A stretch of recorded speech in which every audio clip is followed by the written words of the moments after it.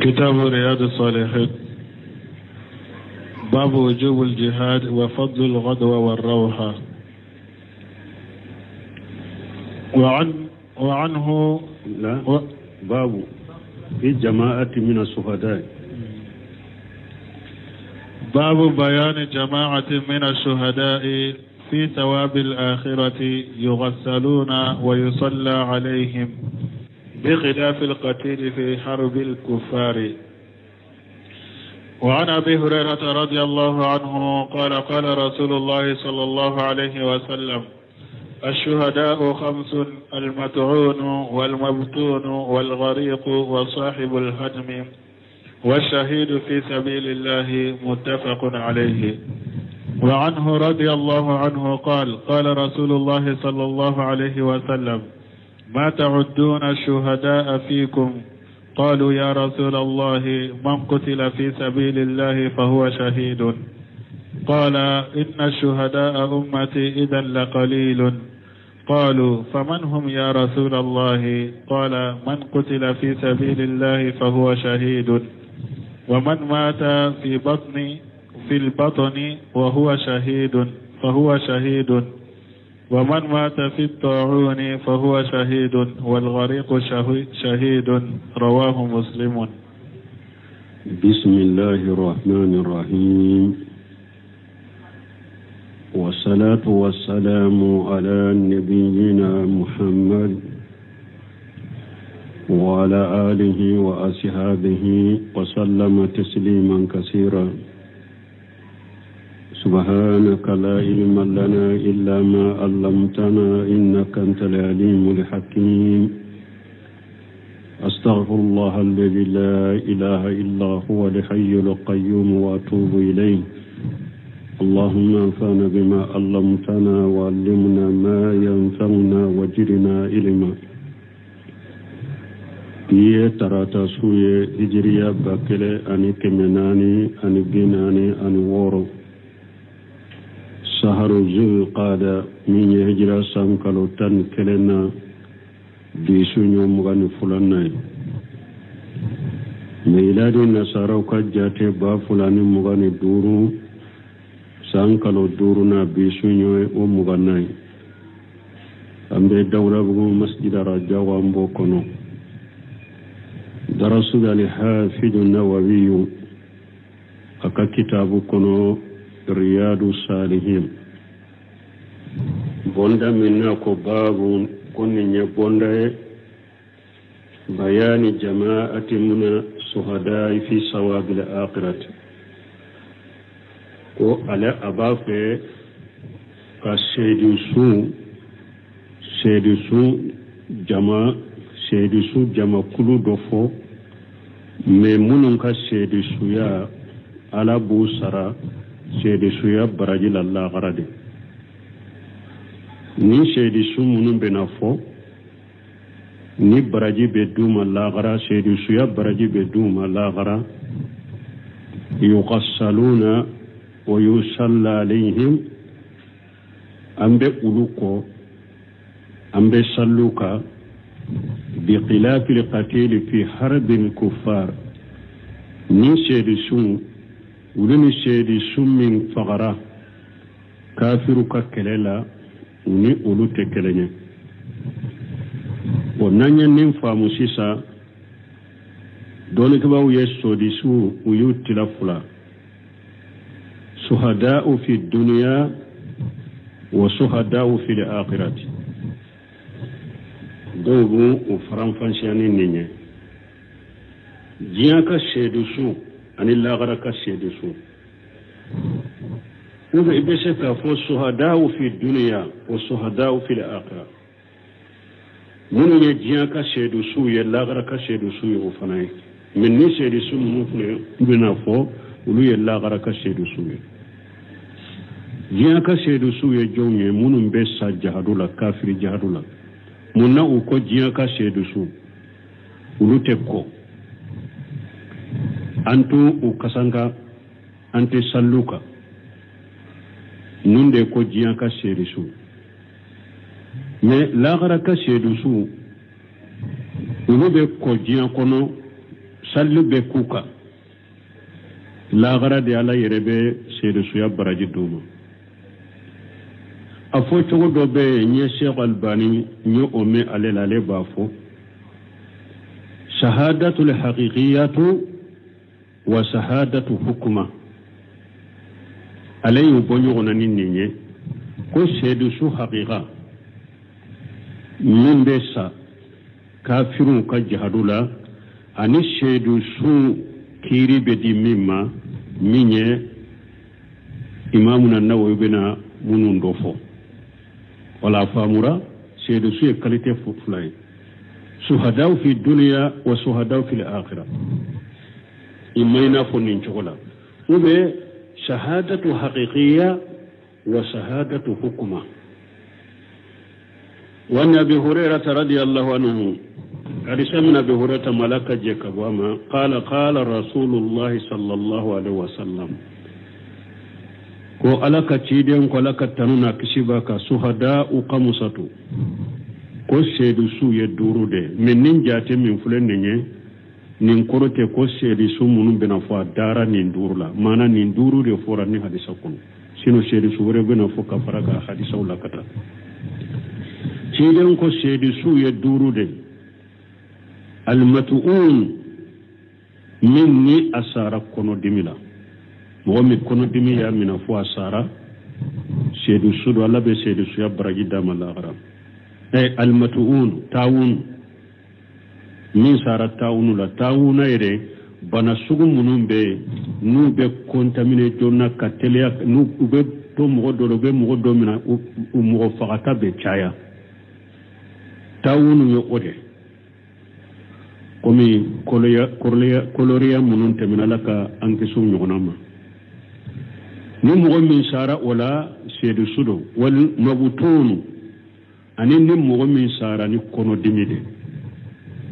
kono dimiye mo min faga o fana seedu suye wal qariqu anin min torajila seedu sudo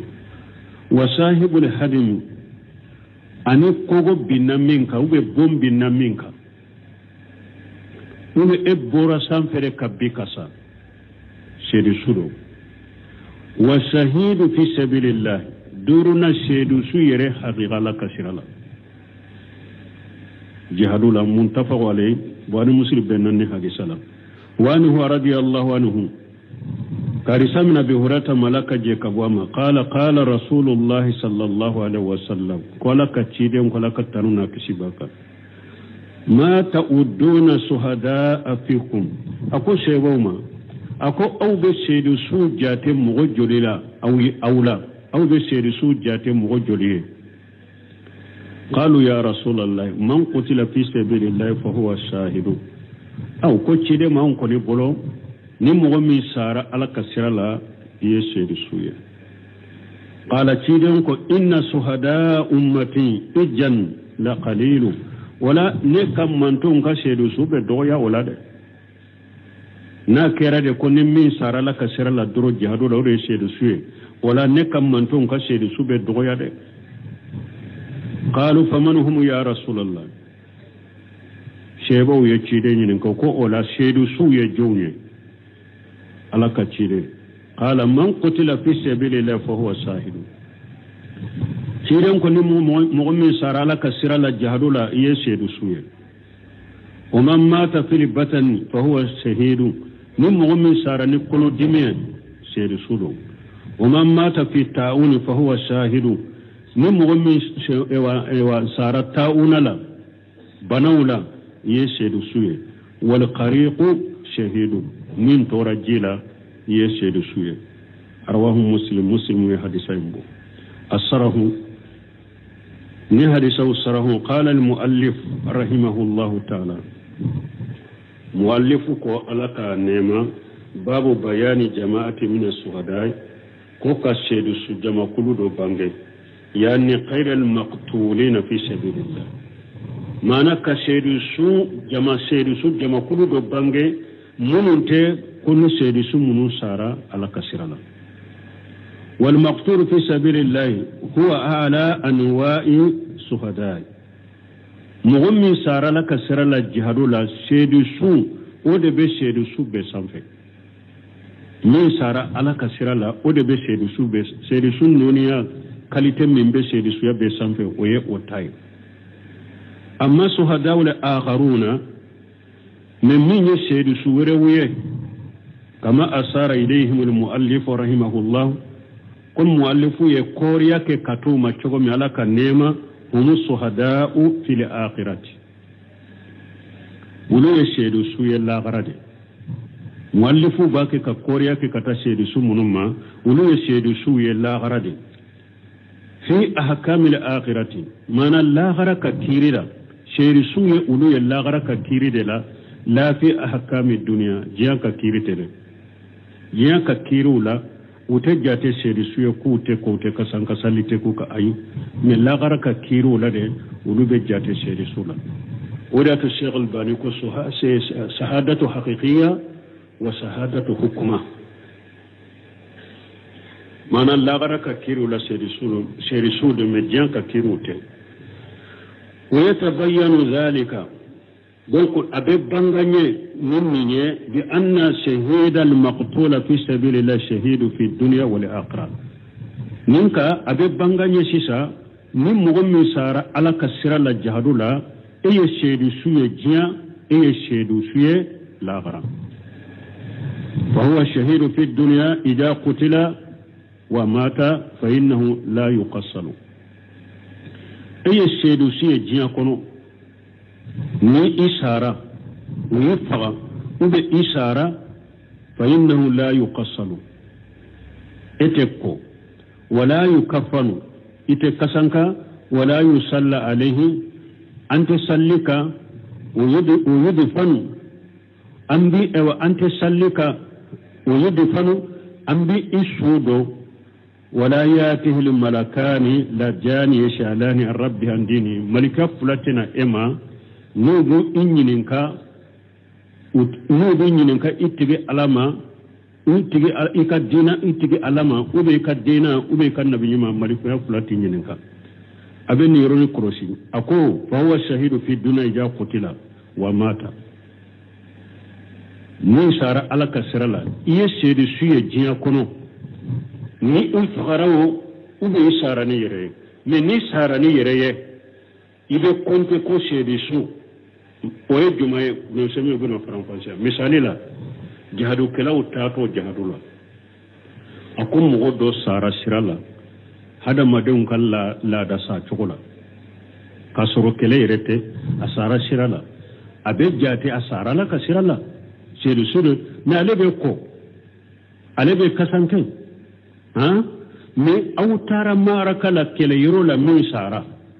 kuma bude ka wote ko wote kasanka sallite ko ka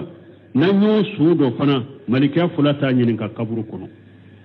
kafo tigi alay jonye ka dina jumay wa annabihi mutanyin ka kabuka aka annabi nyumama wala yuqassal min ajli an yubqa asaru dam alayhi munna ante se min sara la kasira la jahdu la munnanta ko pour jolin no ka tola jolin no ka tola asaru dam alladhi qutila fi sabilillah min ajlihi ni asara ala kasira la ni jolin mununye o jelu be tola dan ta ko pro jelu ka tola fayati yawm al qiyamado abena anana qiyamado wajrahu yashabu damma naka joli mbake ka ewa joli bo aka jogi dai mbake ka joli bo lawnu dam niya nye jeli nye de bala wa rihu limiski mi akasa parafin kasa de bala لذلك نند كسو قال العلماء دونك بغوكو يحرم أن يغسل ويحرم أن يغسل دمه بل يبقى على ما هو عليه نند كسو دونك بغوكو موسى لك السر الجهدولا أحرام يرى أنكاكو أحرام يرى أنكا جولي منو فنكو كابوالا أمباتو أچوكودلا جولي نونو يوم القيامة دون أني أولو بيبو joli nye do makasaye parafin kasaye miski kasaye wala yukaffanu sedu so ala kasira la te kasanka وإنما يكفن في ثيابها التي قتل فيها جهدك شيد سمي سارة كافر جهدولا أنت لك كسانكا أمبا كسانكا كفنو دلا سارة فيني منونا ولو بك كسانتين حتى يأتي يوم القيامة بهذه الثياب في يوم القيامة دو أني نمفنو نانا قيامة كنكا أسارة فيني منون كنو ولا يصلى عليه أنت سلك على كسرك شيد سو لأن صلاة صفاءة باسكو صلي سوكا قال الدليل كما قال النبي صلى الله عليه وسلم في صلاة الميت قم تشيدن يا فوسو كان صلي لا تشومي ما من رجل مسلم تشيدن كو مغسيتي تشيسيتي نسلامدو يموت نابسا فيقوم على جنازته 40 رجلا نمغبناني بجو أسوكا كسلك لا يشركون بالله شيئا موت فيفر عليك إلا صفاهم الله فيه فنوي على الدليل على بوك الدليل من سوينا donc ni ñayira su kan salli ka ala delili de do donc ote su kan jahadu ka su salli te kaka parce que salli su ka delili de kala delayede wal maqtul fi sabilillah min sara ala kasirala la yahtazu li an yasfa lahu ahad alayha taglente musika la delay alayha taglente musika delili kay لأن صفاءة له كونه يعارض رغبته لأداء الله إلاء لكلمة الله parce que عليك الدليل مونيه ni عليا أكندي جغوما عليا كندي عليك جغوما وكا كنتيجي pour عليك كما بسام في الأسرة ni وسر الدليل لا alaya ay reddi fagali mimma ka kandi kafiru malaka juguma o ka faga pour alaka kuma in korotali kama ni wasira alema daliliye ولهذا ألل النبي صلى الله عليه وسلم عدم فتنة في قبره من لياو أتو الفتنة بنيا قبر كنو تشيدين سبب كمونيه وقال تشيدين كفى ببريغة السيوف على رأسه فتنة tiren ko bamuru yelen kuli ale kun sanfe sana kanka tige o wasara fitina munna shedi sun atenyin ka kaburu kono tiren ko bamuru yelen kuli ale sanfe ale kun sanfe o wasara fitina ay kafa biha ightibara ni wasara la jarabiye wasadaqa rasulullah sallallahu alaihi wasallam alaka tida yetinya fo hadama de jihadu la bamur korotara abi kun sanfe abi yelen ko kun sanfe abani kantige ni wasara fitinani la jarabili wa yukaffanu fi siyabihi sayyidishu ala kasira la amba kasanka kafinu de la liyati biha yawm alqiyamati puru ana akafinu kana qiyamah kene kasara finu mununa wala yusalla alayhi ante sallaka fana ni sara la kasira la ونزير حاجة في بعض الوجوه بون ننا نغنا تغيا دولا رجل إذا مات مهرما نمو من فنا سارة كنامو فينو تالا مغي النامو تاني المراي كنامو فينو تو على المرا مدافع أسارة أنا كنامو فينو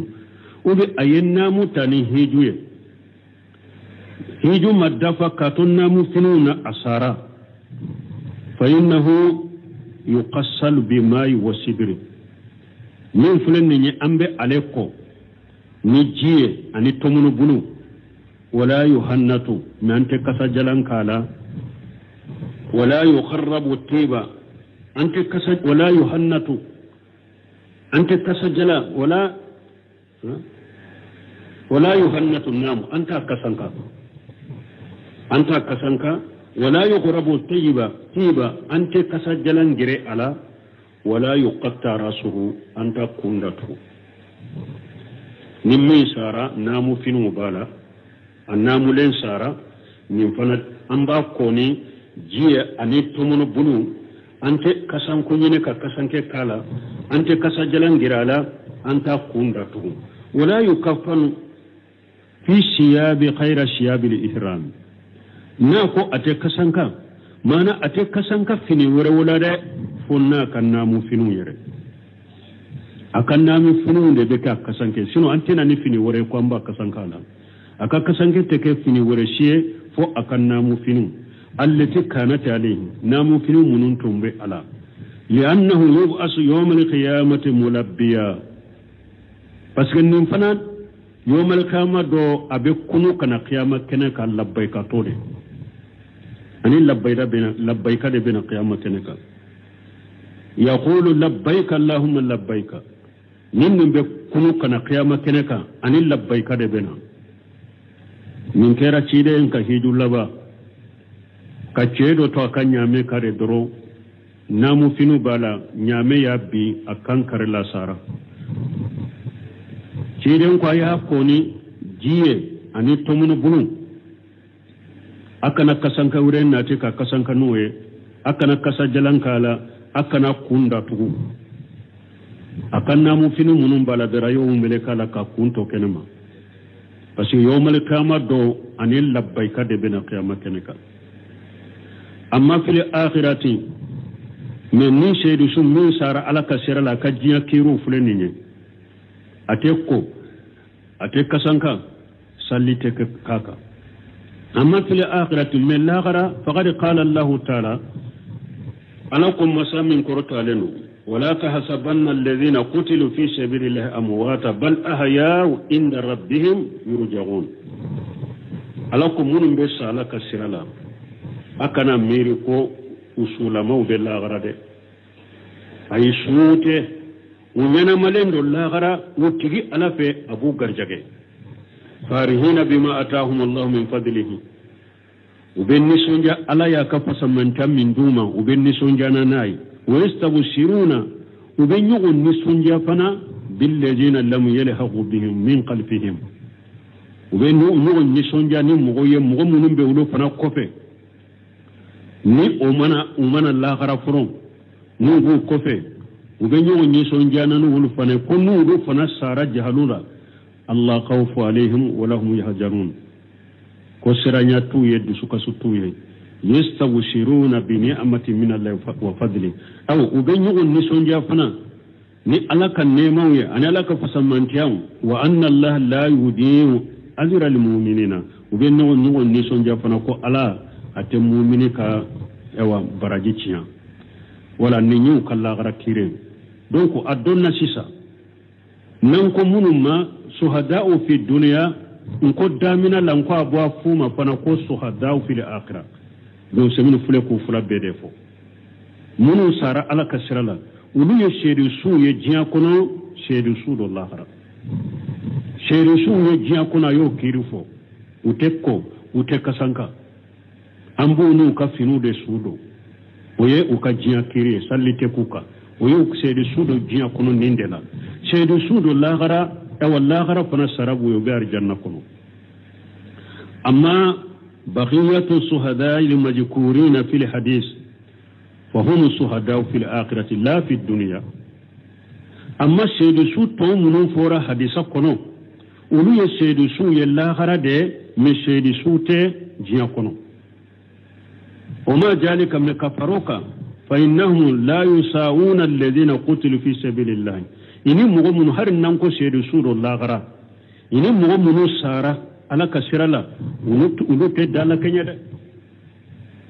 ute daraja kelenya de ute dala kenya baraju ni daraja ulade lagara seedu suro baraji seedu suja baraji dobe duma me ni seedu sumun sara jiya kono wa seedu sumun sara la kasirala u dala kelenya te de fa hum suhada fi dunya wal akhirah mun sara ala kasirala ulu ye seedu su ye jiya ulu ye seedu su ye lahara walakinnahu suhada me ulu koni seedu sudo wali kulli darajatu mimma amilu kelen kele be iye bara minke ika bara daraja korta be dimay al mat'un wa yasir su dumena ko walakinnahu suhada me ulu fana seedu su ye mais ulu seedi su munu sarala kasirala ute kelenya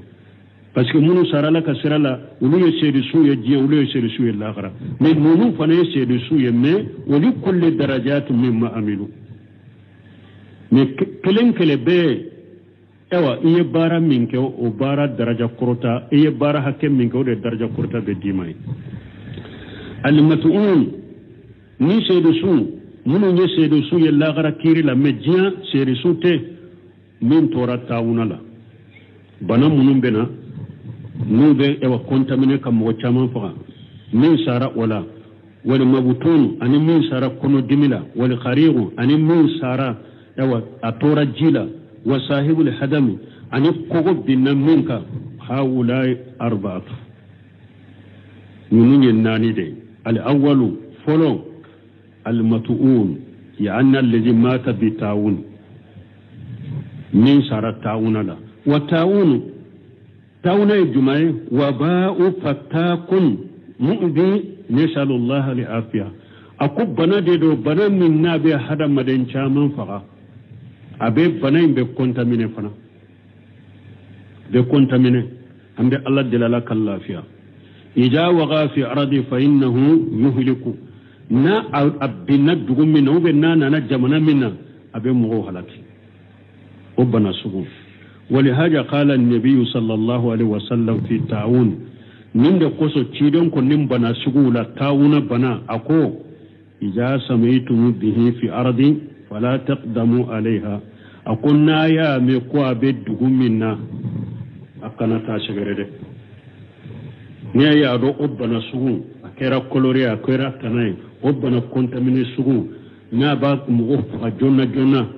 ni ya me jamana minna kana ta shigare de mo harin na be jamana kilinde kuno na be dugu minna kana ta shigare de wa ja wa antum fiha fala takhruju firara minhum awa na awa mun bana shugu binna jamana min fana kono kana o jamana in kono ko be boli bana nyede ebe to akono de ni bana in binna abinna dugu min kono ebe dugu in kono kana bo ko be boli bana nyede nin bana sugu cirenya kiri min dama da oye ninde na be yoro mi ete kana ta sigare na yi suru yoro mi kana boku be bulani yani kayfa tafirru min Allah azza wa jalla ako cigo ibe bole cigo la ibe bole ala yayi cigo de masamin ka bakurta lenu mo be suka bole alama انظروا الى قوم ولوط خرجوا من ديارهم حجر الموت ako e kala jeddu ke kata mo ma ba jatew munum bora bu ko sokono sayasirani kama fa qala allah lahum mutu ko to sirala ala ku be aku bema abbe kasa fa matu be sara harabu min al maut o ba jatew o bolira sayadenya lakin allah ta'ala arada an yubayyana lahum annahu la mafarra min allah azza wa jalla mais ala masamin kortaleno ayala nyini ka banduye ko mogote saka bole alana qala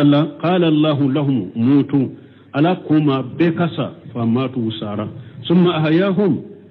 wa kafa la yunyana maya liyatabayyana annahu la mafarra min qadri allah azza wa jalla ala sagira kunyana maya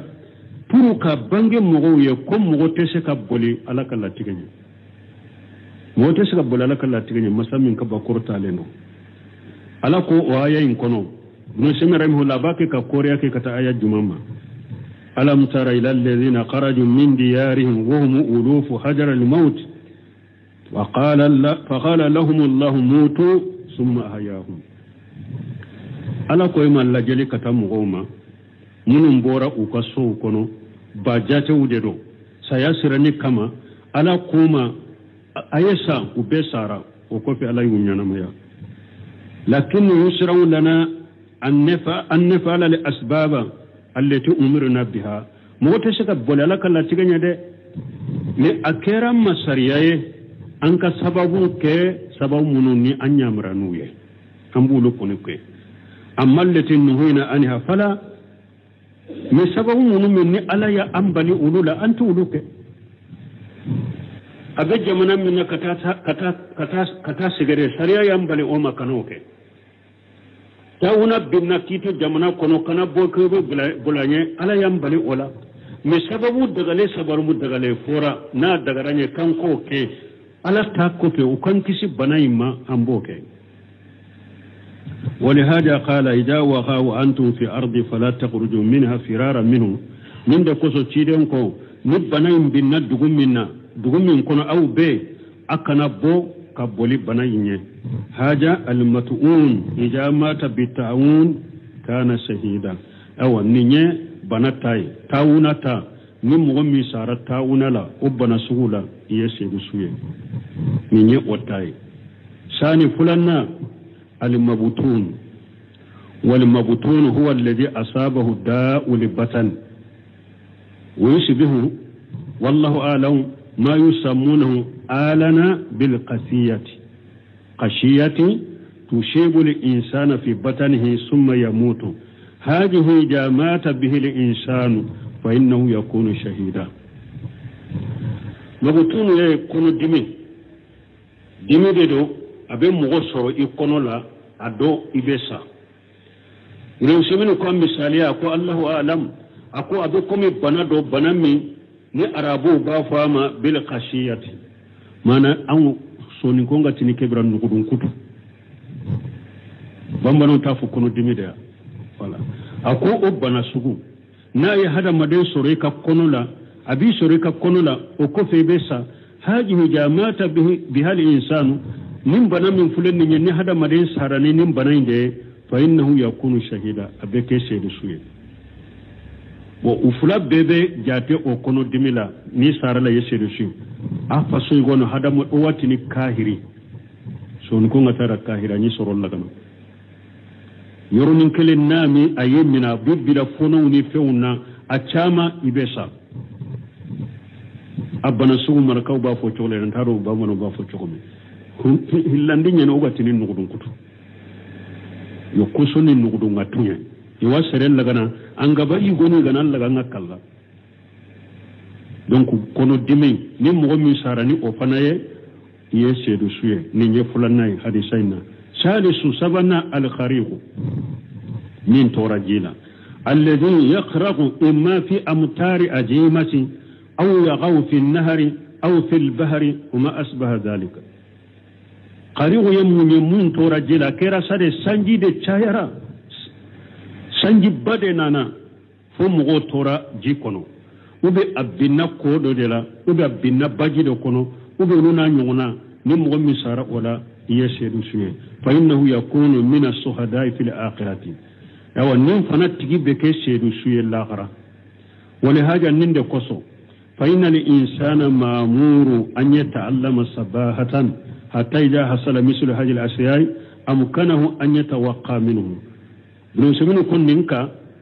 ako hada maden nyamara lendo i kannoni i ko dege kannoni jikono o dege hari ni na nyogona yi soro i bese ki yere tanga na yi chogome kabojila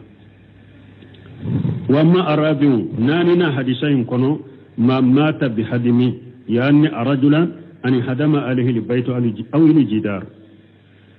nani ne munye ni kogo karila ube bon karila kabbi mo minka mana bondo de binaka ube kogo do de binaka wama asbaha zalika ube nunu na nyogna isara min fane sheri sude ni bon binna mo minka sara ube kogo binaka ule na nyogna o fana min fane sheri sude fa innahu yakunu shahida min fana beke sheri suye لأن هؤلاء كلهم ماتوا بحوادث مميتة برائية أكو بسك منو فلنني منو بسارة ni accident min be hada maden soro dugu koloko kanaka nunun be sarani ode wa hal yuqasu alaihim misluhum yala nunun na nyogona mba qiyasu kabila nunun kawa misluhum yuqasu alaihim misluhum yala mbu nyogona misali yako ka qiyasu ka kunni mugo min sara kumi nunun fana sa chugo yese du shewa lianna haula كالذين يموتون في حادث أو في صدم وما أشبه ذلك كم مغمون بس أسدنا حادث مثلا مغمون بس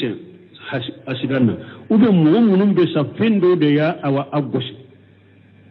أسارا ولنا يغنون يالا أمبا فولو فانا يشهدو شيء كم كوبو بنا من كوا أنا من تورا جيلا الله أعلم أكو ألا دي بفندو قد يخاصون لها جاكو أم بسكو قياس منك من تورا أسدنا أم بسكا قياسو كوكو بنا منك وببون بنا منك وكيرا سيرسوه چوغمي كافوني مغمين فانا تورا أسدنا يسيرسوه ومن فندو يبغسي سارا يسيرسوه ويقال أنبا فلا فرق بين أن ينهدم الجدار أو تنخلب سيارته أم بسكا فو فرقو سي ديفرنسيتي كوكو بني كاي ساراو موبيلي يلي ماناي كاي ساراو فرنفانسيتي بيدي فين كوني دودو بنيكا لأن كل حادث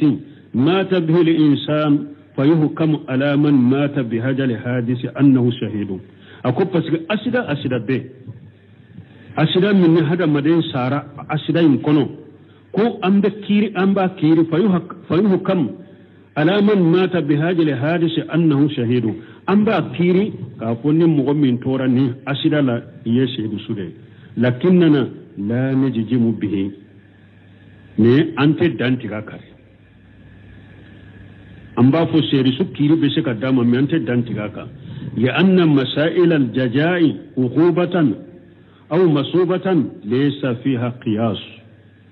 parce que minye e wa masala minye ala ka sarali masala ye akera sa ki sarani ki ijanga kata de wa akera sa ka barajire dima wa qiyasu te nonuna de ala ka sarali ro qiyasu koto yoro la de wodi ato bulo semino ko harin nan ko kiri la munun tora asirana sedi suya kiri be se ka duma komi ni kogo binna minka ambe se ka fo kiri la be se ka ka komi ante dantiga ka parce que ala ka sarali ko musayla ya suto la de janga kataleni ni yen ninki ala be janga kata ni yen ninki ala be sara qiyasute sarali ala ka sarali yoro janga katali do barajili yoro do qiyasuto yoro la فلحاصل لنيني أن هناك شهداء غير المقتولين في سبيل الله لنيني مني أيراننا كوني كو سيري سورو بي منونت مغمون سارة على كسر الله ومن ذلك أيضا من مات في سبيل الله وأبو سيري سو كنو نمغمون سارة على كسر الله وإن لم يقتل فهو شهيد هرنا ما فقط نيمين فاينكو أبنا بانجي هرنا ما فقط لكنه شهيد في الآخرة مثل رسول الله غرامايو كرجل خرج مال مجاهدين مثال لكم مغمي أبورا كفر جهد كلاك وبتا جهد يرولا ومات في الطريق موتة تبعية أسار سر الله هذا مدون كاس الله دسا تقولا أما فقا دونك ني سيد رسول الله غرام أما في الدنيا مجيا كنو فإنه يقسل ويكفن ويصلى عليه مجيا كنو جاء كثير لا أمب نينكو أمب كسانكا أمب سلاكا ويدفن مع الناس أمب أسود كفرا وسلامو توك سوكا كشهداء الذين ذكرهم رسول الله صلى الله عليه وسلم من بكم سيرسو منو نتشيري نوفو وهم من مات بهدم من سارني كوغو بينيه أو قرطي ومن سارني كتو جيلا أو تاون ومن سارني تاوناي أو بطن ومن سارني أكاكونو دمي والله الموفق على دبي موبي سباباما ولا سيدسو من كاليتو فورا سيدسو لا دونك منو نيه ewa dobe o yesedu she jene lagra o yemmin sara la kasra la jahdula nani to ulu yesedu suye lagra mejia sedu sute وعن عبد الله بن عمرو بن العاص رضي الله عنهما قال قال رسول الله صلى الله عليه وسلم من قتل دون ماله فهو شهيد متفق عليه. وعن أبي الأعور سعيد بن زيد بن عمرو بن نفيل أحد العشرة المشهود لهم بالجنة رضي الله عنهم قال سمعت رسول الله صلى الله عليه وسلم يقول من قتل دون ماله فهو شهيد ومن قتل دون دمه فهو شهيد ومن قتل دون دينه فهو شهيد ومن قتل دون أهله فهو شهيد رواه أبو داود والترمذي وقال حديث حسن صحيح.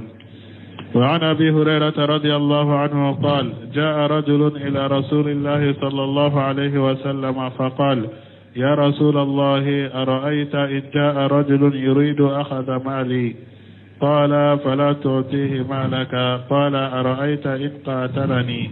قال قاتله قال أرأيت إن قتلني قال فأنت شهيد قال أرأيت إن قتلته قال هو في النار رواه مسلم. adi sawre munun nana nin bondala wala derisu munun fuleni hadamade ni yu lameni hakiliye dina ka e wakiru nyinin kali chaman be ite sama iba be famu derisu kono nin ko fe sisa nin derisu ko amfule kam min fo sisa munun nye seru su ye la haram me seru su te jan dobe jan ka seru su la gara ka seru su ni ye nindo ni mogo tora aw bolo jila yala e kanka nyinin kali ke tuguniwa ko ni mogo min tora jila sedu sula yala e kanka mogo nyinin ka to yala be ko ba te ko o kiri bangira yo la gara de ka sedu suro jian ka sedu su tere abe ko ka kasanka de ka salli de ka kata sudo silama kabur sola kana mogo re nyinin ko la tuguni wanya abdullah ibn amr ibn asha radiyallahu anhuma كارسام من عبد الله بن عمرو بن عاص ملك جكبو فلا بما قال رسول الله صلى الله عليه وسلم أقول لك تشيدم قال لك تنونا كسبك من قتل دون ماله فهو شهيد تشيدم كن مغمم فقرا يكن نفلو كما يكن نفلو كنكرو يسير سوده منتفق والبواني مسلم بناني حديث الله مني حديثا بهجة الناجرين التجين iyado wakati bembe bahjatun najirina fawiye mo ne ba fe kayriyadu sarahu kitabu nyini kitabu nyumado bahjatun najirina Sheikh Albani kalandendo de kitabu yimbo riyadu sarahu de do jiju saba akanyi kosobe abide ma riyadu sarahu lila kosobe parce que ale ka tasira kitabu ina na ya hadisa info ba ko tawsiq al hadisa sabatili folo ni hadisai sabatilenda abofuye ni hadisai yedda yifuye abofo na bora uyorola abafo fiqhul hadith wa qaribul hadith mana lugha gelim bam munun na hadisa kun okoro abe ulufoye na bora uyorola abafo fiqhul hadith famun munun dina famu dumambe bo hadisaina abe ulufonafo بهجة الناجرين صرح رياض الصالحين تأليف أبو أسامة سليم ابن أيد الهلالي شيخ الباني كالندين دوليرو حديث الدوم بغديرو كتابو نجيجو سبا جيجو فلانا أكو جيجو فلانا أيام مسائل فو جيجو فلانا دلا كمناني أني بيناني أني شجي تمام أيني حديث فو أكو فقه الحديث أكون هرسا فامو يميني لرجل أنه أكو أتارا أدغراتي أن يدفع من أراد أقجى ماله كو أدغراتي يكام مغنيوني نم مغنين بافي كي كان نفل من إلا يكان يوني كبو يرلا يكان يوني كبو يرلا أو أسا من أو شيء منه جنوما ube akera finwo fenye kan na fulo mafengo akeri kan na fulo akera finwo fen na kwa be fendo koni mina ila kito nyoka minila anyone kabo yereka adagarai ka anyone kabo yereka amunna nyigni faidata abina miufo ako wagali sasina jamhur ahli alhadith as-sultan lijair muhimu jidda akum hadisa domba chama hadisa domba jamhur ahli alhadith ako hadisa domba chama ku uyo mumboya masa kejengene uyo obone nade parce que hada maden nama nunu famu doro beta dilo nunu de da fama kola ko kide nyere ko ni mo min ko mbi ni sari kan na fulo koro ko ye sedu suye ni fama ko be ne kan na fulo minanda mbe sa koro de ayi aku jamhur ahli al hadith yenne yoroni bola de masake jengelenta uyo se mbwala le lil asar mu ko al asar asaru dobe ke ciden ka hadisa salun ne asaru dobe ke sebauta ne akambe ciden ka hadisa salun de ma aku jamhur ahli al hadith uyo masake tonyali kila shem bonni yorola hadisau koso lawla al asaru al waridatu bil amri بالصبر على جوره وترك القيام عليه للآثار أكو بسك حديثو نانا كو حديثو دي نانا كابوتشي دي مولو كان يامرلك كوان كان صبري مساكي كتونيالي أنك صبلا كرو وترك القيام عليه كوان كان ولي كجواكا كاكلي أكو حديثو دي نانا أولا وفي بعدها كما عند مسلم من حديث حذيفة ابن يمان ako abe hadisan nunun dola ima ina kwale asarun kwa akante sego ko kuma mayade akambe hadisau de ma hadisau sabatira ka boci den bolo kanya mariya kwan ka sabalin masake ka jenge koro a jenge na chogo a tonyeli ke chu an ka sabala koro de yawa an ka to yan kana wula kama fana wutaruk li qiyam alayhi hadisau de nana ci den bolo an kana wuli masake kama وفي بعدها كما عند مسلم من حديث حذيفة بن يمان أبي حديثا نون دولا كما بمسلم كنو تشومي حذيفة بن يمان كحديثا وإن جلد جهرك وأخرج مالك هل نم مسكي بغوي كودلا كي كان نفل منيلا تيرن كو توغا كودي أبي من فوي الله مي يكتوغا كو donc o yoroni masake tate don yoroni la de masake new koni kan na fulo minila ibe sabali akorde kana kele de ko ciden ko ni sare kan na fulo koro hari masake ne be nyere de fare ciden mu fuye de jamhur ahli al hadith ay hadisau famu hadisa domba ko famu ka sego ka famu ka masake ten ni yoro la de masake jengene masake tonyali kala ten ni yoro la de o senten ne na de no o yibbo way ko la ki kan na fulo minayla ciden ka hadisau na sabalo korode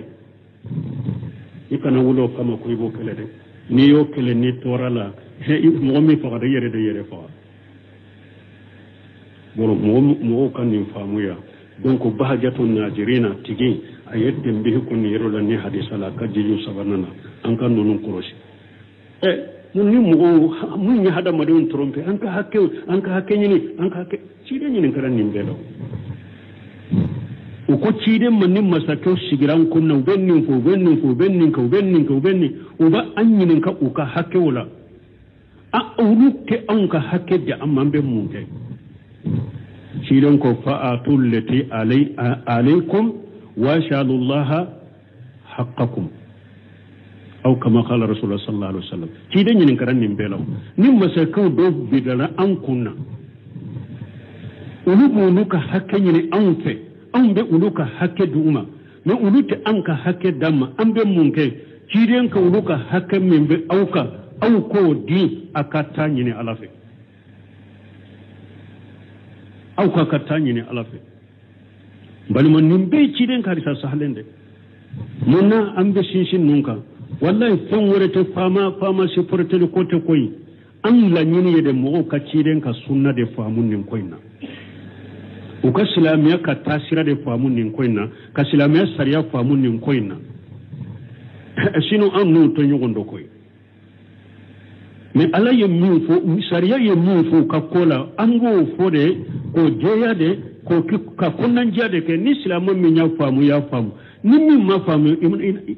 o bi bolo li yahya man hayya an bayina wa yahlika man ahlaka an bayina anta yo ode ka bange ni min be nyanama ya delila jelen ka fori ya hoja jorika ni min be halaki hoja jolen be ka kuma tibro la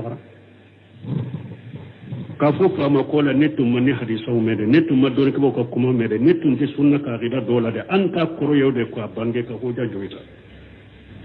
ni mo min dan nyana ma ni be shi chiro ka nyana mo ya ina nyana ma ya delilaka hoja jorika ni mo min be halakina halaki hoja jorika kuma ti bolo la gara donc ala ka hakman dama bane mo harib yalla ka dina famu dama wanna abila awrai سعيد بن جيد ابن عمرو ابن نفيل أهل الأسرة المسهود لهم بالجنة رضي الله عنهم